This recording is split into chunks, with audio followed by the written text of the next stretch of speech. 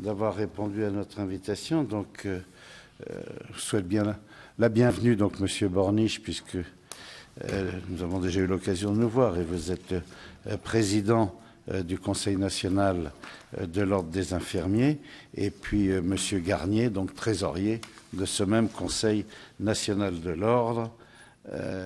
Donc, on a évoqué les sujets de l'ordre en dehors d'ici, mais ce n'est pas la question aujourd'hui.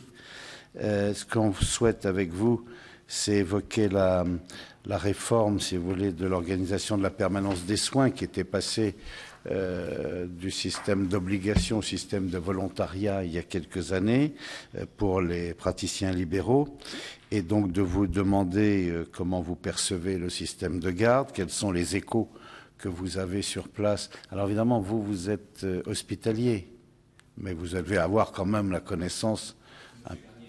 Voilà, très bien. Donc, ce qui se passe, et puis de savoir comment se situerait votre profession, qui est une profession paramédicale mais importante à côté du corps médical, comment vous vous situez par rapport à cette permanence des soins ambulatoires en particulier, mais également peut-être dans certains établissements, je pense éventuellement aux établissements médico-sociaux. Madame la rapporteure, vous lancer des questions. Juste une question-remarque pour débuter. Est-ce qu'au fond, je pense surtout à l'ambulatoire et aux infirmiers libéraux et infirmières libérales, quand on vous demande est-ce qu'il y aurait pertinence, qu'est-ce que vous apparteniez à la PDSA les jours fériés et le week-end, j'ai envie de dire que peut-être la réponse elle est déjà oui, puisque vous assurez des soins de toute façon dans la continuité. Voilà, donc c'était juste une remarque-question, quoi. Après, les idées viendront sans doute. À vous, Monsieur le Président. Merci beaucoup, merci de nous recevoir pour un sujet qui effectivement nous préoccupe et dans lequel nous souhaitons apporter notre contribution. Les infirmières ne sont pas légalement partie prenante à la mission de service public de permanence des soins qui n'est confiée par la loi qu'aux médecins généralistes de premier recours. C'est l'article 4130-1 du Code de la santé publique. Il est aussi dévolu aux pharmaciens suivant l'article L4120 5-1-1 du Code de la santé publique et aux établissements de santé suivant l'article 6112-1 du Code de la santé publique. Il n'existe ainsi pas d'organisation de service public de garde infirmière la nuit, les dimanches et jours fériés. Les infirmières ne sont pas non plus reconnues par la loi comme professionnels de santé de premier recours. La loi HPST du 21 juillet 2009 les a oubliées, ce qui est regrettable, car la loi doit prendre en compte la réalité. En effet, les infirmières libérales exerçant sur notre territoire jouent un rôle crucial dans la prise en charge du premier recours. Pour parodier l'ABCIS, je pourrais dire qu'apportent les infirmières dans le premier recours? Beaucoup. Qu'ont-elles été jusqu'à présent dans l'organisation du système? Rien. Que demandent-elles à y devenir quelque chose? Votre mission a d'ores et déjà mené de nombreuses auditions dont j'ai pris connaissance avec grande attention. Je pense que ces auditions confirment nombre de constats faits dans le rapport de la Cour des comptes de septembre 2013, et notamment celui d'une certaine déperdition liée à des concurrences, des chevauchements et des défauts de coordination entre les acteurs.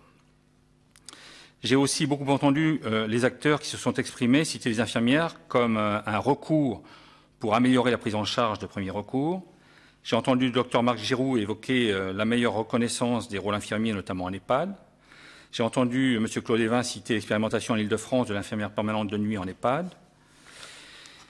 Et M. Durlement, président de la 6e chambre de la Cour des comptes, a regretté devant vous ouvertement l'absence des infirmiers dans la permanence des soins, alors que les exemples d'autres pays montrent l'intérêt de leur implication.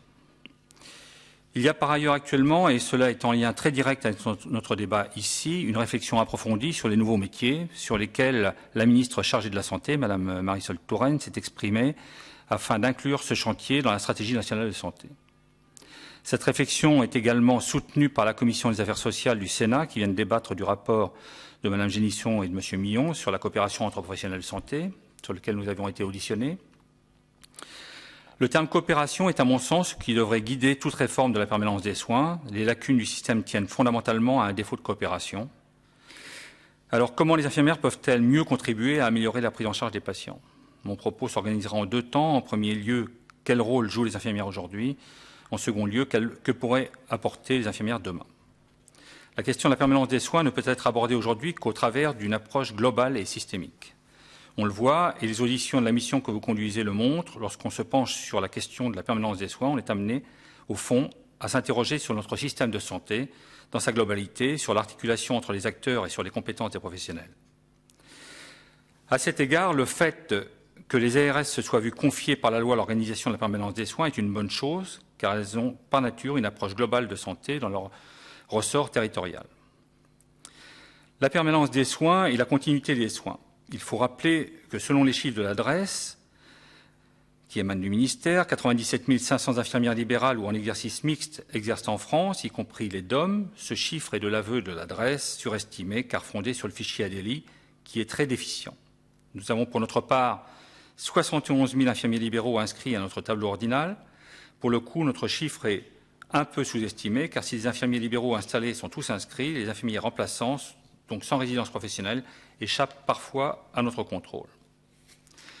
En effet, le critère réglementaire d'inscription au tableau est le lieu de résidence professionnelle. On peut probablement estimer à 80 000 le nombre d'infirmiers libéraux en exercice.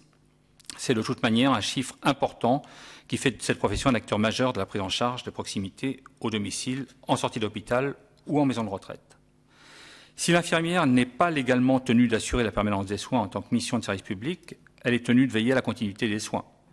Ainsi, selon l'article 4312-30 du Code de la santé publique, dès lors qu'elle a commencé de dispenser des soins à un patient, l'infirmière est tenue d'en assurer la continuité. Il s'agit là d'une règle professionnelle dont l'ordre est le garant. Cette obligation déontologique de continuité des soins a pour conséquence d'inciter très fortement l'exercice regroupé des infirmières libérales. Une infirmière exerçant seule se verrait en grande difficulté pour assurer la continuité des soins, alors même que les patients qu'elle soigne sont en grande majorité atteints de maladies chroniques. La disponibilité exigée serait 7 jours sur 7, ce qu'un infirmier seul ne peut assurer. Globalement, la continuité des soins est assurée correctement par les infirmiers libéraux. L'ordre n'a jamais eu encore à sanctionner une infirmière qui aurait manqué à ce devoir. Des litiges sont soumis à l'ordre, mais des solutions amiables peuvent être trouvées, ce qui évite la sanction. Toutefois, des problèmes se posent de plus en plus car les patients à domicile nécessitent des soins de plus en plus lourds, souvent s'agissant de patients polypathologiques ou parce qu'ils sortent de plus en plus tôt de l'hôpital. Par exemple, en suite de chirurgie ambulatoire ou parce que l'hôpital écourte les séjours. Cela reporte la charge de soins sur l'infirmier libéral. Le patient en sortie d'hôpital ne bénéficie plus de l'encadrement de jour comme de nuit de l'hôpital, et c'est l'infirmier libéral qui supplée. Le rôle de l'infirmier libéral dans l'observance du traitement est fondamental. Il doit se rendre disponible pour la préparation et l'administration des médicaments, parfois à des heures tardives qui légalement relèvent des horaires de la PDSA. Un exemple est le cas des patients sous anticoagulants injectables qui rentrent à domicile et qui n'ont pas d'information autre que le geste technique. La présence et la surveillance infirmière est fondamentale car c'est un moment critique. Notons que l'acte de surveillance infirmière n'est rémunéré qu'à EMI 1, soit 3,15 €, même s'il y a des majorations de nuit et de dimanche. Un autre exemple est celui des patients en post-opératoire de chirurgie orthopédique qui sortent à N+1 avec un traitement de lutte contre la douleur sous forme d'anesthésiant à dose antalgique de type naropéine, injecté en cathéter périnerveux. Les infirmiers libéraux sont sollicités de plus en plus pour assurer l'injection des poches d'antalgiques dans le cathéter. Le problème est que cet acte est réglementairement réservé à l'infirmier à la condition qu'un médecin puisse intervenir à tout moment, ce qui n'est pas le cas au domicile. L'infirmier est seul et se trouve agir hors de son cadre réglementaire d'exercice, mettant en cause sa responsabilité civile. De plus en plus de cas de ce type se présentent. En sortie d'hôpital se pose avec acuité la question du partage d'informations hôpital-infirmier de ville. Dans peu de cas, une fiche de liaison est remise au patient à destination de son infirmier libéral, afin que la continuité des soins soit assurée. Mais l'infirmier libéral n'a pas de contact au sein de l'hôpital, ne sait pas qui a établi la fiche et peut se trouver en difficulté car son patient revient au domicile avec un nouveau traitement avec lequel l'infirmier peut ne pas être familiarisé. La continuité des soins s'approche fortement d'une permanence des soins lorsque le traitement a changé et que l'infirmier doit intervenir et se trouve être le seul recours. Cette prise en charge n'est pas facilitée par la lacune des systèmes d'information médicale partagés hôpital-ville. C'est un point capital à améliorer. Il faut aussi citer les difficultés liées à la coordination des intervenants. De plus en plus, la sortie d'hôpital des patients dépendant se fait par des sociétés privées prestataires de services à domicile avec leurs propres dispositifs qui ignorent parfois l'infirmier libéral, alors que celui-ci est garant de la coordination, qu'il connaît le patient et les autres professionnels de santé du secteur. Les infirmiers libéraux suivent longtemps les patients chroniques et sont une source incontournable d'informations, parfois plus que le médecin traitant. Les infirmiers libéraux subissent aussi ce que l'on peut qualifier de concurrence déloyale de la part des hospitalisations à domicile qui captent les patients en sortie d'hôpital pour continuer les soins au domicile alors qu'il y avait déjà un infirmier libéral traitant et qu'on peut alors douter de l'économie réalisée. D'autant que l'HAD n'est pas toujours en adéquation avec le besoin du patient. On retrouve hélas ce système en tuyau d'orgue que d'aucuns, et notamment la Cour des comptes, décrivent s'agissant de la permanence des soins. S'agissant de la permanence des soins, il faut regretter l'absence de prise en compte par le régulateur qu'est l'ARS du rôle des infirmiers, en l'absence de réflexion pour mieux les intégrer. On peut certes retorquer que c'est à la loi de changer les choses et que l'ARS se contente d'organiser dans le cadre légal qui lui est imposé, cadre qui ne prévoit pas l'infirmier comme intervenant de la permanence des soins. Mais il me semble que d'ores et déjà, les ARS devraient davantage réfléchir globalement en incluant les infirmiers libéraux, mais aussi les infirmiers exerçant dans les établissements médico-sociaux, notamment dans la démarche d'organisation de la PDSA au niveau régional. L'ARS Île-de-France l'a initié en expérimentant l'infirmière de nuit en EHPAD. Quant à l'ARS des Pays de la Loire, elle indique utilement dans son cahier des charges de la permanence des soins ambulatoires l'amélioration de la prise en charge des patients pendant les périodes de PDSA nécessite un renforcement de la coopération, notamment entre les médecins et les infirmiers libéraux. Mais cela reste au stade de l'intention. Cependant, il faut aussi citer en matière de prise en charge de l'urgence l'intervention des infirmiers des services de santé et de secours médical des sapeurs-pompiers, 3SM. Ils sont 6111. Ces infirmiers sapeurs-pompiers qui comprennent des médecins, des infirmiers agissant sous protocole signé du médecin-chef. Comme je viens de vous le dire, il y a 6111 infirmiers sapeurs-pompiers volontaires en France, dont 70% exercent parallèlement à l'hôpital et 17% en libéral. Ceux qui exercent aussi à l'hôpital ont très souvent une spécialisation d'anesthésie, ce qui en fait des spécialistes de la lutte contre la douleur ou exercent aux urgences, ce qui leur confère une grande compétence de ce type de prise en charge. Ces infirmiers agissent sous protocole signé du médecin-chef, ce qui encadre juridiquement leur intervention.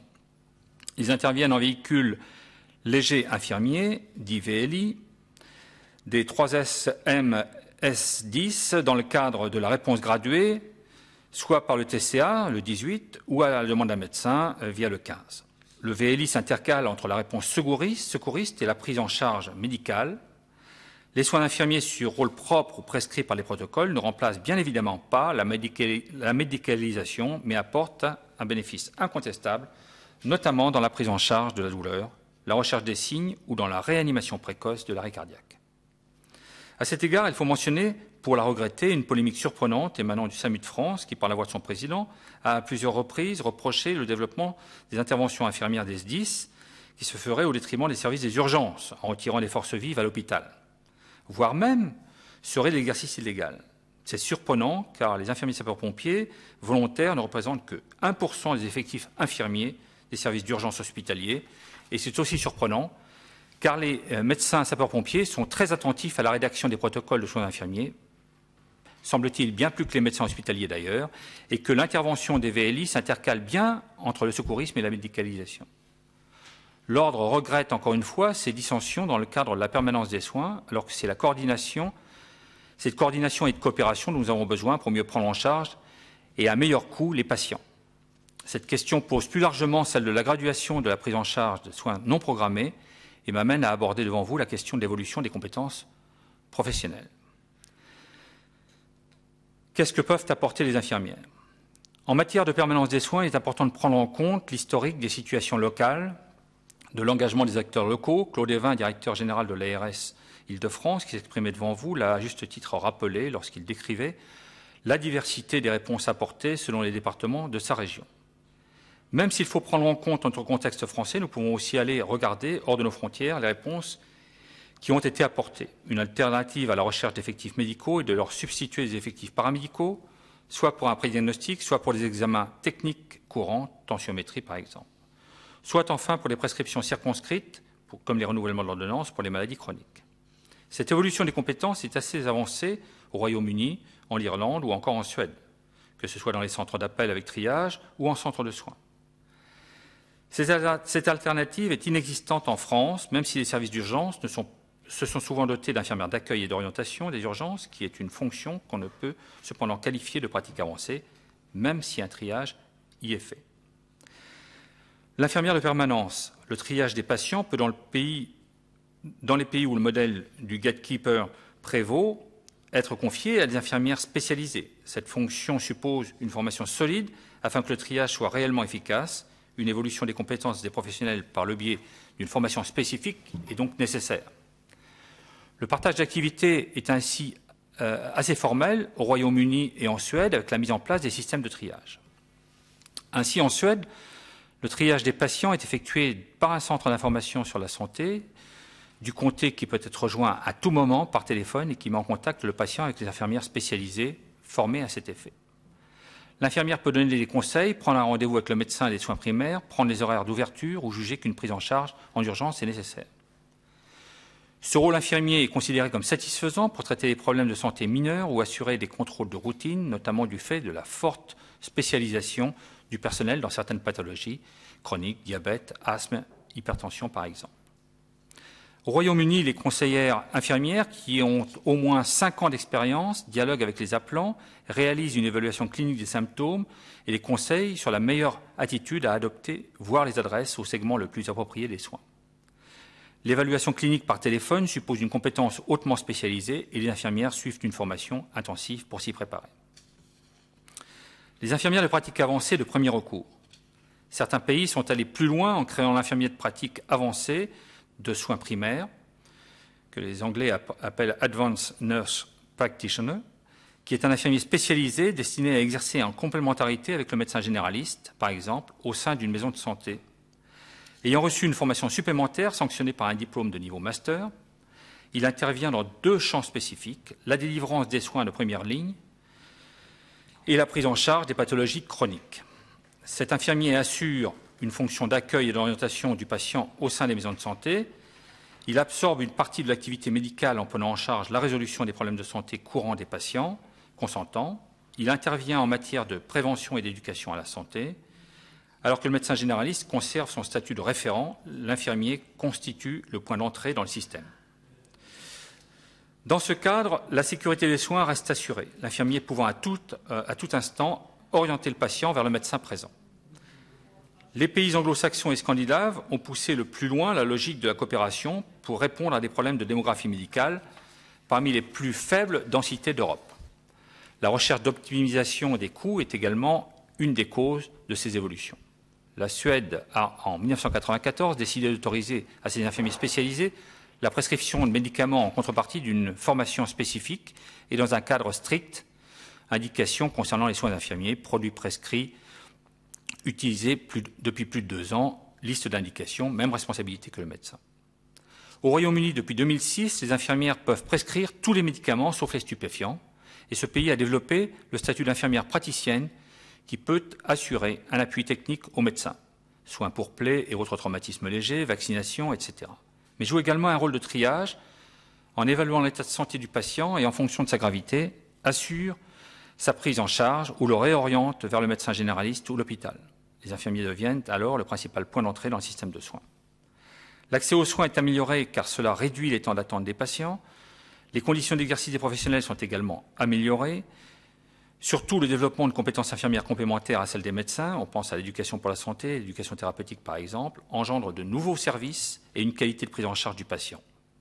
L'amélioration de l'efficience du système de santé passe en fait par ce renforcement des soins primaires.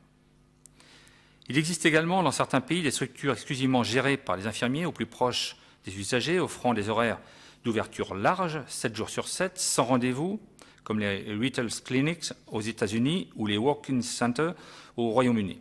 Certes, le but n'est pas en soi de créer de nouvelles structures, se surajoutant à l'existant, ce qui rendrait illisible l'offre aux yeux de la population. Mais il s'est avéré que ces structures ont aux USA comme au Royaume-Uni apporté une grande satisfaction aux patients. Les Retail Clinics sont ainsi plus de 3000 aux USA. Elles sont tenues par des infirmiers en pratique avancée et proposent des horaires élargis, une implantation dans des lieux fréquentés, faciles d'accès, des prestations standardisées au coût maîtrisé. 90% des recours concernent des motifs de gravité mineure. Elles permettent un accès à des examens de routine et la délivrance de messages de prévention et d'éducation pour la santé. Aujourd'hui, le débat est mûr en France pour réfléchir à ces métiers intermédiaires dans le cadre d'une approche globale sur l'offre de soins et l'accessibilité, y compris en horaire de permanence des soins. La stratégie nationale de santé est le cadre idéal pour faire cheminer cette réflexion qui peut trouver une application législative. D'ores et déjà, le plan Cancer 3, présenté le 4 février par le Président de la République, prévoit la création d'un métier d'infirmière clinicienne en cancérologie qui sera habilité à assurer sous certaines conditions la prescription protocolisée d'examens de suivi des traitements, de traitements complémentaires et de support, ainsi que la reconduction ou l'adaptation des traitements spécifiques. Le déploiement des premières formations est prévu pour la rentrée universitaire 2016. Il est prévu d'asseoir ce nouveau métier sur une formation universitaire de niveau master, adaptée aux compétences requises, et de définir le cadre de cette formation, le flux de professionnels à former et les modalités de reconnaissance de ces nouvelles fonctions. Le rapport de Mme Génission et de M. Millon propose, dans sa page 33, qu'il soit envisagé d'insérer dans la chaîne des professions de santé le maillon manquant que constituent les professions intermédiaires. Ces professions nouvelles correspondraient à une élévation du niveau de compétence des professions socles vers une pratique avancée sur le fondement d'une formation de niveau master. Certaines de ces professions pourraient être définies sur le modèle de professions existant à l'étranger, telles que les infirmiers cliniciens. Ainsi pourrait-on se diriger vers un statut d'infirmière praticienne en soins de premier recours, niveau master, donc Bac plus 5, permettant de développer la prise en charge de soins non programmés, la coordination soignante et sociale, la consultation infirmière de première ligne, la consultation de suivi des pathologies chroniques, la prescription infirmière, l'éducation thérapeutique du patient, la vaccination sans prescription.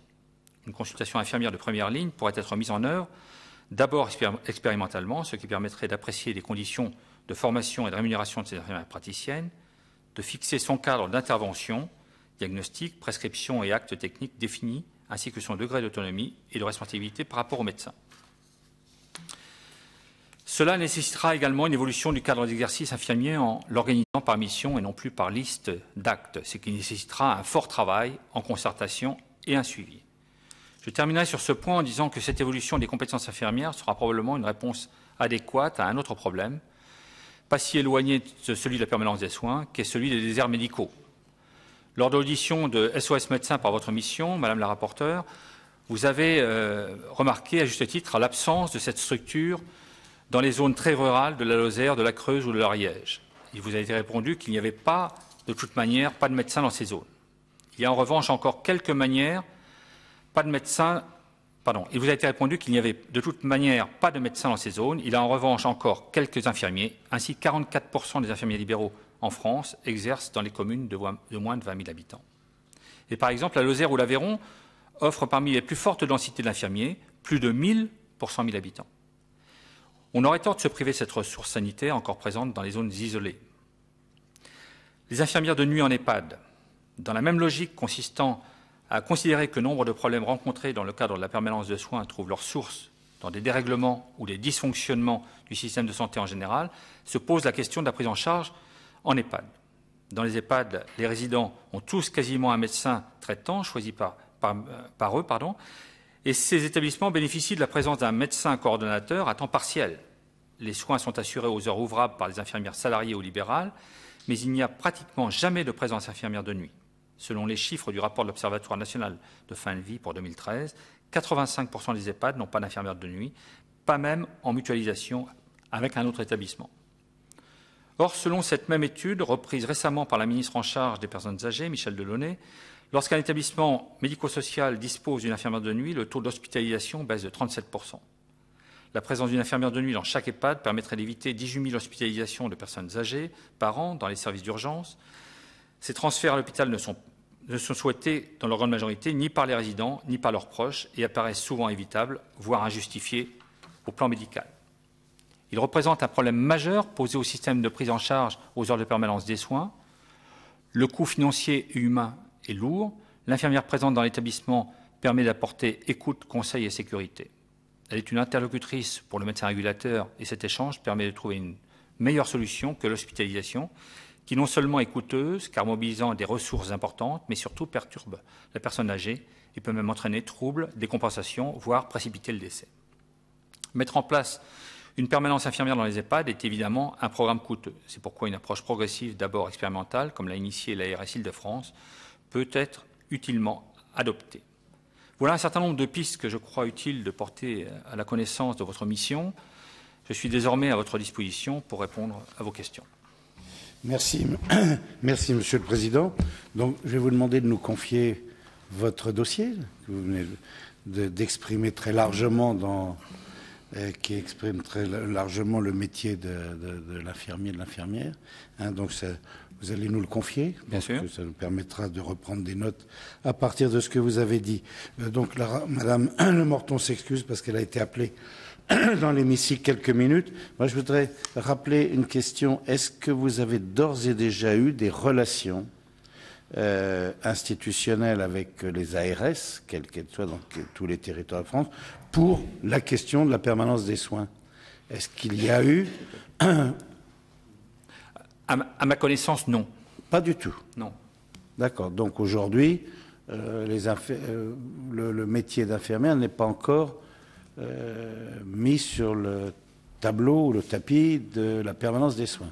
Il n'est pas intégré légalement. En dehors de l'obligation qui est la vôtre, de la continuité. Mais il y a la continuité des soins, mais il y a aussi la permanence des soins, c'est-à-dire la permanence au coup par coup, en fonction de l'urgence ou en fonction de l'appel.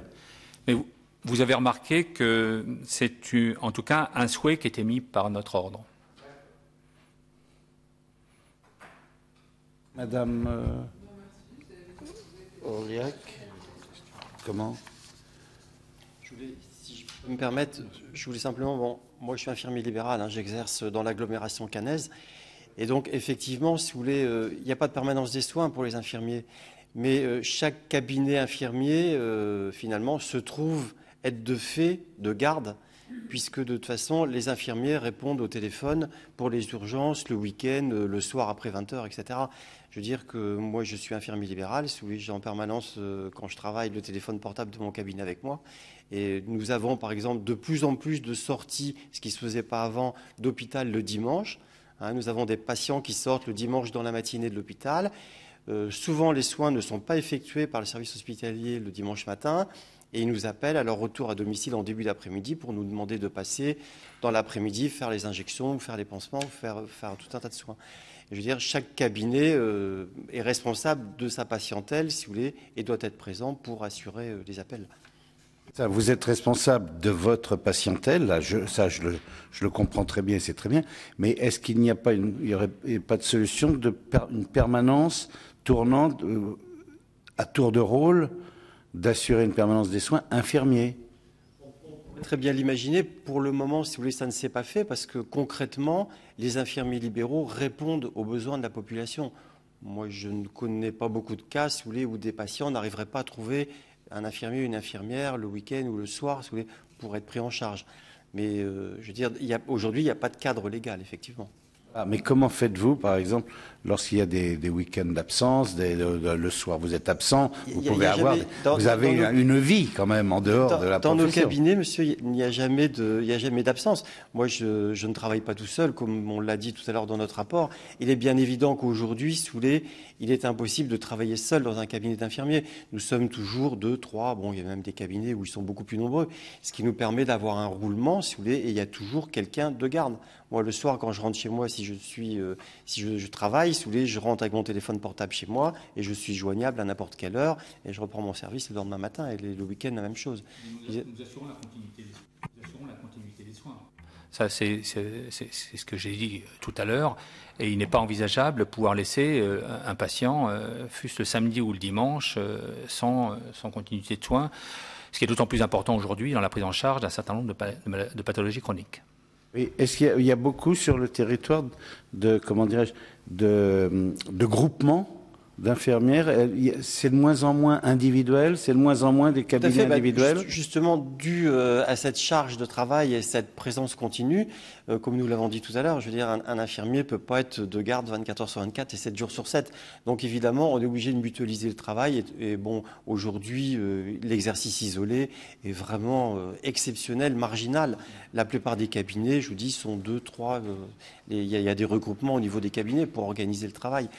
Mais comme le disait le président tout à l'heure, ce qui est important chez nous, si vous voulez, de par la continuité des soins, ça oblige à être présent. C'est-à-dire que contrairement à certaines professions, par exemple, qui pourraient dire, moi je donne des rendez-vous du lundi au vendredi, et puis le samedi, dimanche, mon cabinet est fermé. Nous, c'est totalement impossible, puisque nous avons en charge des soins, si vous voulez, qui doivent être faits plusieurs fois par jour, y compris le samedi et le dimanche.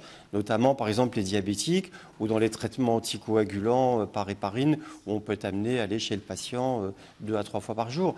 Et ces soins-là sont faits, il n'y a pas d'interruption possible. Oui, Madame Orliac. Oui, je voulais vous poser la question. Est-ce que vous avez beaucoup de patients finalement en urgence qui sont pas prévus et pendant un week-end ou la nuit ou les jours fériés, est-ce que vous avez beaucoup de demandes en fait? En général, il y a très peu. Moi, j'exerce. Je ne suis pas en milieu rural, j'exerce en périphérie de Caen. Honnêtement, les urgences non prévues, non, il y en a peu. Les appels que nous avons la nuit, ce sont pour des patients que nous avons déjà. Bon, par exemple, des patients qui sont perfusés. S'il y a un problème sur la perfusion la nuit, l'infirmier et l'infirmière, le soir, quand il quitte le patient, il doit être joignable pendant la nuit parce qu'il doit être amené à intervenir. Les problèmes d'urgence, si vous voulez, se posent le week-end. Comme je le disais tout à l'heure, nous avons de plus en plus de sorties d'hôpital, par exemple le dimanche. Donc là, l'infirmier doit être présent parce que le patient sort de l'établissement, il a des soins à faire le dimanche ou le jour férié, donc il doit être là. Ça, nous en avons de plus en plus, effectivement. Avant, par exemple, il n'y avait jamais de sortie à l'hôpital le dimanche, alors que maintenant, c'est très fréquent. Oui, allez-y. Oui, juste une dernière question. Donc vous travaillez en cabinet où vous êtes regroupés. Aujourd'hui, on met en place des maisons de santé pluridisciplinaires. Est-ce que vous trouvez que dans la permanence des soins, c'est une amélioration pour les patients et aussi pour les professionnels de santé pour organiser la permanence des soins? Cette proximité de lieu et cette unité de lieu, en fait. Oui, cette unité de lieu est importante, mais bon,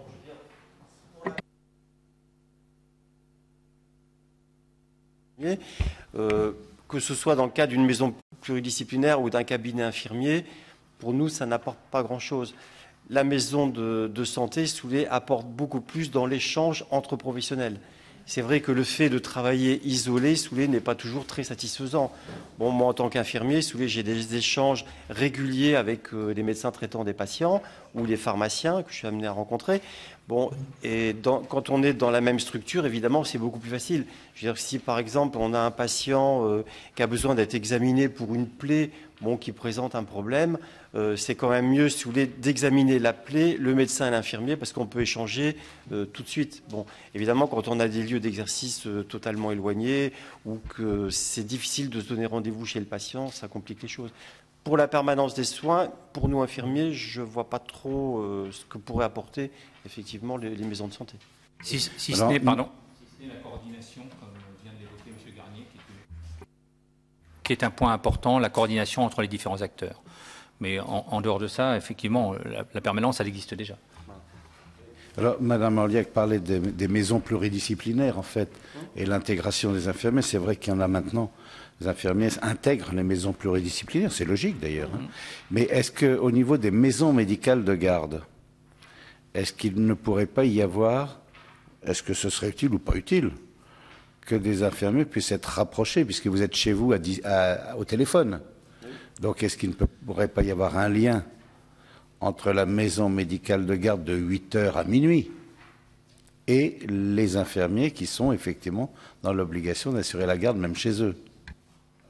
Oui, ça c'est tout à fait possible, effectivement.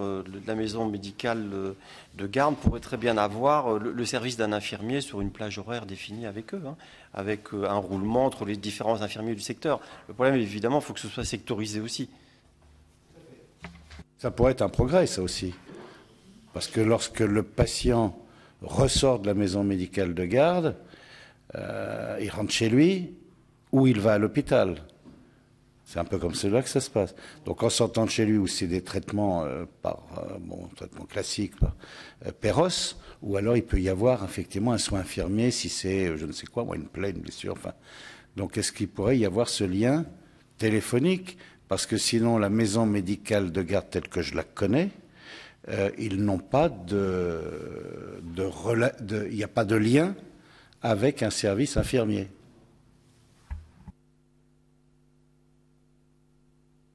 Je pense qu'effectivement, il serait tout à fait possible d'organiser ce lien avec le service infirmier, dans la mesure où, comme on le disait tout à l'heure, il y a quand même un maillage de cabinets infirmiers important sur le territoire, même dans les zones où, effectivement, chez les médecins, bon, il y a des zones blanches, mais chez les infirmiers, il y a quand même, et notamment, donc, on avait quand même été la première profession, si vous voulez, à opter pour une régulation démographique, hein, donc avec un certain nombre d'incitations, d'installations dans les zones défavorisées. Donc effectivement, les infirmiers pourraient très bien venir suppléer et être de permanence avec les maisons médicales. On peut très bien organiser un système comme ça. Madame la rapporteure, je vous ai excusé, vous aviez une obligation, mais vous avez peut-être des questions à poser. Non, Monsieur Borniche a fait... j'ai vu que vous aviez balayé presque les revendications de la profession, globalement, au-delà de la PDS, je crois. Non, là où votre discours est fort intéressant, puisque à titre personnel, mais pas que personnel, c'est vrai que réorganiser le système de soins, puisqu'au fond vous avez quand même balayé tout ça, c'est le transfert de compétences. Hein. On en est là dans notre système de soins. Je crois qu'on avait auditionné dans cette commission il y a bientôt un an le ministre de la Santé du Québec, qui avait clairement expliqué comment il s'était organisé entre professionnels de santé autour d'une table et que les taux de morbidité et mortalité n'étaient pas supérieurs au Canada par rapport à la France, même si on peut penser que le froid conserve. Mais enfin, je pense que voilà, c'est chaque Canadien était soigné là où il fallait, comme il fallait, par la personne qu'il fallait, voilà. Et enfin, vous avez pointé du doigt les problèmes de notre système de soins, de toute façon. Je voudrais rajouter quelques points par rapport à ce que vous venez de dire, madame. Il est bien évident qu'aujourd'hui, cette profession qui connaît de profondes mutations depuis quelques années et qui va en connaître d'autres dans le cadre de la mise en place du système LMD pour les infirmières, puisque la France a signé les accords de Bologne et que les masters vont s'installer progressivement. Il paraît effectivement extrêmement important, et pour en avoir discuté avec mon homologue président du Conseil national de l'Ordre des médecins, Patrick Bouet, avec lequel nous sommes totalement en phase, nous ne sommes plus dans le transfert de compétences. Nous sommes dans l'utilisation des compétences. Excusez-moi, nous sommes dans les deux quand même. Il y a les deux. Si vous... je dirais qu'aujourd'hui, l'utilisation de nouvelles compétences liées à une nouvelle formation.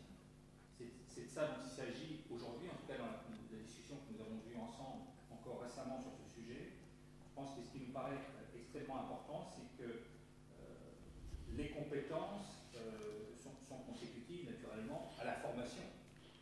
Et ce que j'ai évoqué dans ce que je vous ai dit là, c'est effectivement la mise en place d'infirmières en pratique avancée. On les appellera ici cliniciennes, ailleurs infirmières en pratique avancée, comme le font nos collègues au Québec, puisque vous évoquez le cas du Québec, et dans ma spécialité, puisque moi je suis un spécialiste de néphrologie, ça existe, et pour le bonheur de tous. Je crois que c'est de ça dont il s'agit. La grande difficulté que l'on a aujourd'hui, c'est d'essayer de mettre les choses à plat, ensemble, en redistribuant les compétences sans que personne ne se sente lésé et surtout en faisant en sorte que le patient soit mieux pris en charge. Bien, Madame Orliac? Non? Oui, bien sûr, je comprends très bien, mais à ce compte-là, je veux dire, il faudrait aller beaucoup plus loin et même revoir, alors à ce moment-là, la formation initiale. La formation initiale a déjà été en partie revue avec la mise en place des licences.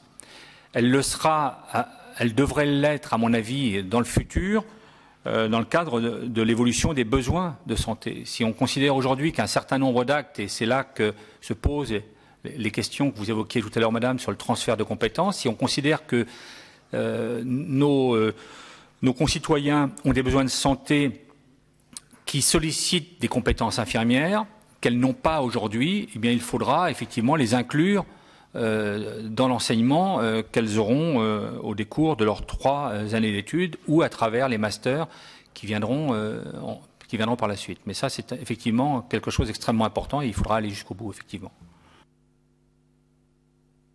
Très bien. Madame la rapporteure, non?